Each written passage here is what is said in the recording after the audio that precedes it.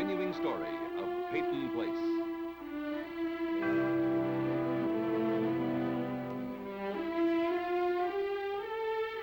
Starring Dorothy Malone as Constance Mackenzie, Ed Nelson as Michael Rossi, Mia Farrow as Allison Mackenzie, Ryan O'Neill as Rodney Harrington, Barbara Parkins as Betty Anderson, Tim O'Connor as Elliot Carson, Christopher Conley as Norman Harrington.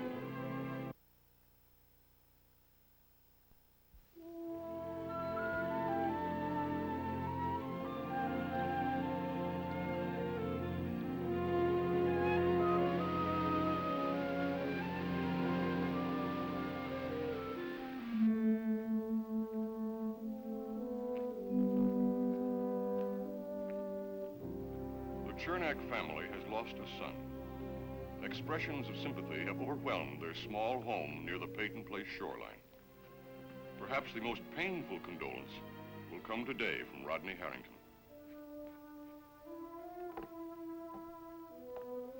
Mrs. Chernak.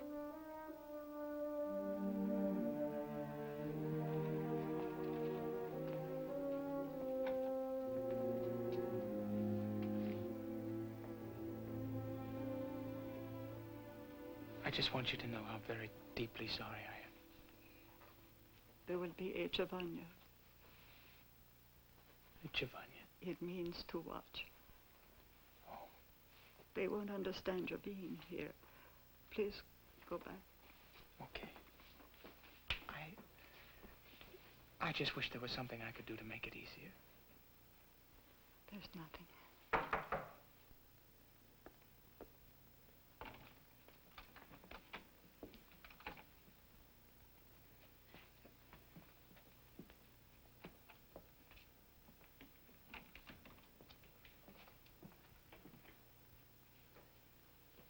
From friends. We have a guest. Make him comfortable.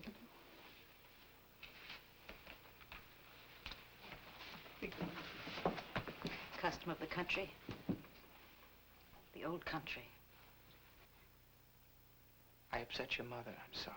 She'll be upset for a year from last night. Custom of the country. I just wish there was something I could do. What did you have in mind?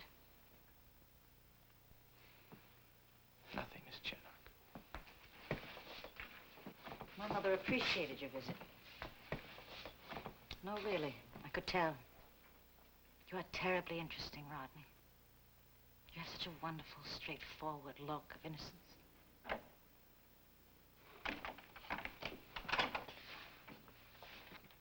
Rodney.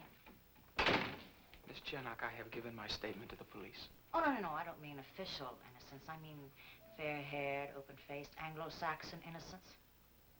I came here to tell you and your father and mother how I felt. And you have such confidence. I mean, consider the following. You walk into the home of the deceased knowing that the family will be there grieving, knowing that you won't be met with open arms, yet you walk in. I came here hoping there'd be something I could do. Beautiful. What? You have compassion written all over your face. Only it's the good, bland, general kind. Couldn't be for Joey, he's gone. For Mama, she's gone too in her way.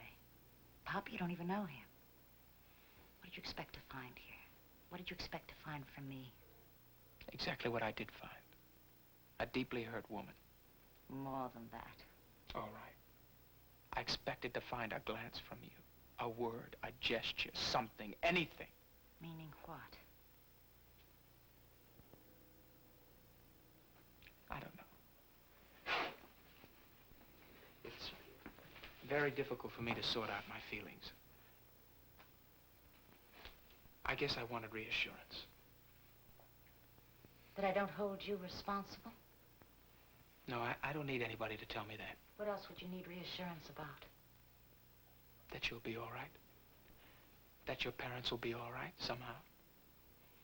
If I had nodded my head slightly when I saw you. Maybe. It isn't important now.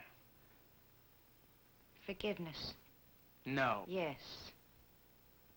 I think that's why you came here. I think that's what you want. Goodbye, Miss Chernak. Rodney,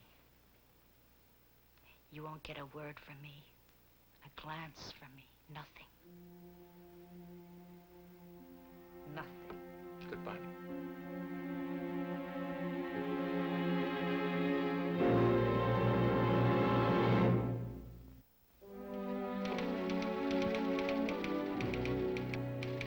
This is his obituary. Oh, I see. And very nice. In fact, when I read it, I get the impression that Joe Chernak was one of the town's leading young citizens. Well, what do you expect me to say, anyway? That the late Joseph Chernak will be remembered as one of our school dropouts, as a car thief, as a graduate of one of our state's leading honor farms? That would be closer to the truth. His parents will be reading this. A lot of people will read that. The better you make it for him, the worse it is for Rodney. Now, how would you feel, Dad? I remember how I felt when I read Elizabeth's obituary. Calvin Hanley must have felt very proud. It made her a model wife and a model daughter. Matt Swain was right, Dad. You can't use an obituary to fight the dead. No matter how you feel personally. How do you feel, Elliot, about Leslie's son? Oh, you needn't worry about that. I'd be a poor excuse as a man as well as an editor if I looked at Rod's troubles as a chance to get even with his father. You were bound to think back on it. I did. Well, lots of people are thinking back. What I'm afraid is that the same people who screamed the loudest for my conviction are now very busy reminding each other that they always said I was innocent, and that the Harringtons can't be allowed to get away with another murder. You know, I've been thinking last night when Rod came here looking for Matt, maybe I could have helped the boy. I doubt that, Dad. I guess I'll never know. If Rod had been ready for help, he would have told you what had happened. Leslie Harrington should be here. It's a father's right as well as his duty to stand by his son. Somebody should convince that boy to call his father and tell the whole story. Yeah.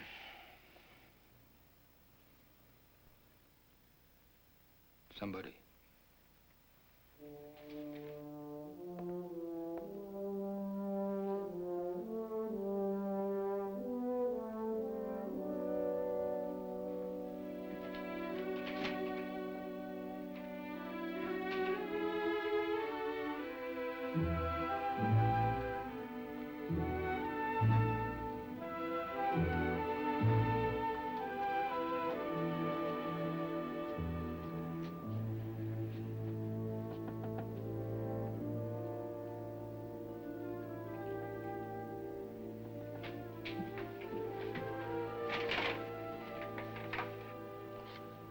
Hello, Mr. Carson. Hi, Norman. Come on in. Thanks. I was, just putting his stuff away. Rodney isn't here, eh? No, sir, he went out. Want a plum? No, no thanks. Did he say where he was going? I don't know when he'll be back then, eh? No, sir, I'm afraid not. I better put this away. It's getting kind of squishy.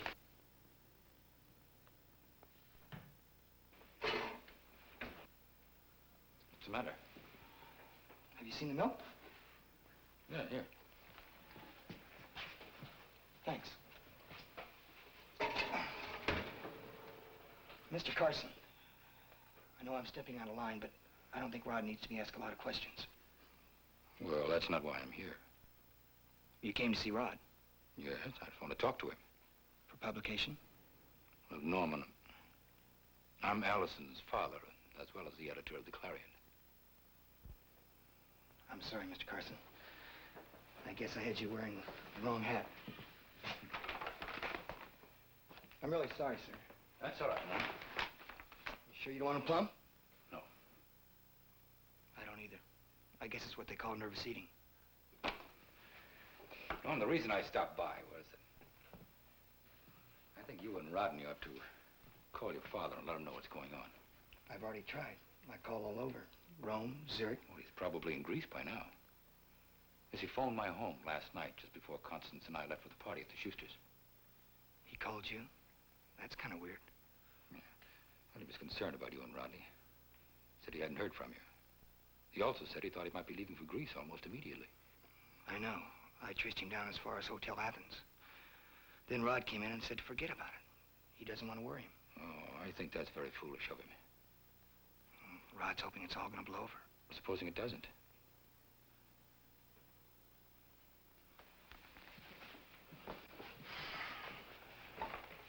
Norman, I think your father has to be told the whole story. So do I. But Rod doesn't. You think it would do any good if I talked to him? I don't know. Why don't you try? Mr. Carson, I don't know how Rod feels. I mean, waiting for the police to drop the other shoe. It's kind of hard for me to know. I don't think you can unless you've been there yourself. Yeah, you're right. It's kind of bad, isn't it? Yes, it's very bad, Norman. Goodbye. Bye, Norman.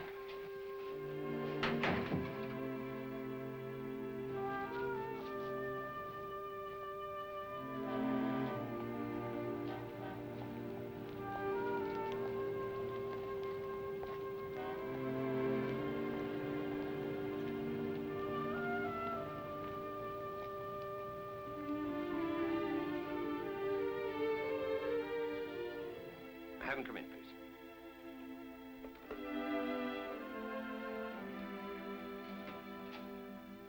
Hello, Mr. Dahl. I got your message. Good. Tell me a little talk. Sit down, please. Yes, sir.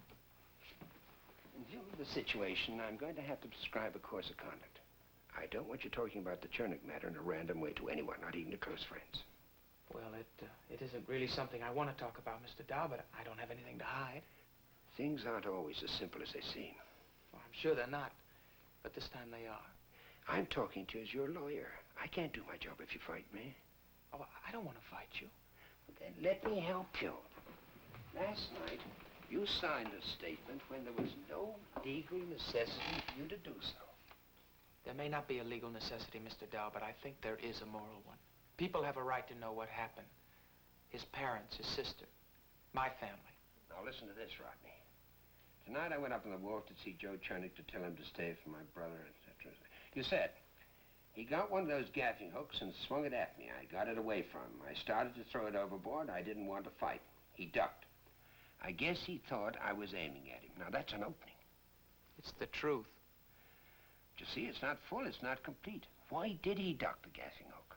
You just read it. I guess he thought I was aiming at him. If it weren't, why would he duck?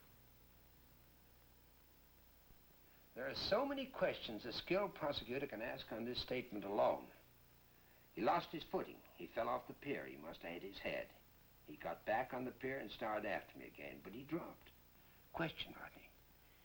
Do you know he hit his head? Did you see him slip and strike something? Did you hear a sharp sound? Oh, this statement could be a weapon. I had to make it. I was the only witness. As far as we know. So what if somebody else did see what happened? What if 30 people saw what happened? I'm not a murderer. I know you're not, Rodney. But if there were another witness, if there were any discrepancy, John Fowler wouldn't hesitate to prosecute. He released me. And have you brought back again? John Fowler's father was prosecuting attorney when the state tried Elliot Carson. He's never forgotten that he convicted an innocent man. And he's never forgotten that your father withheld information. And you think because of that, Mr. Fowler might try to make a case against me?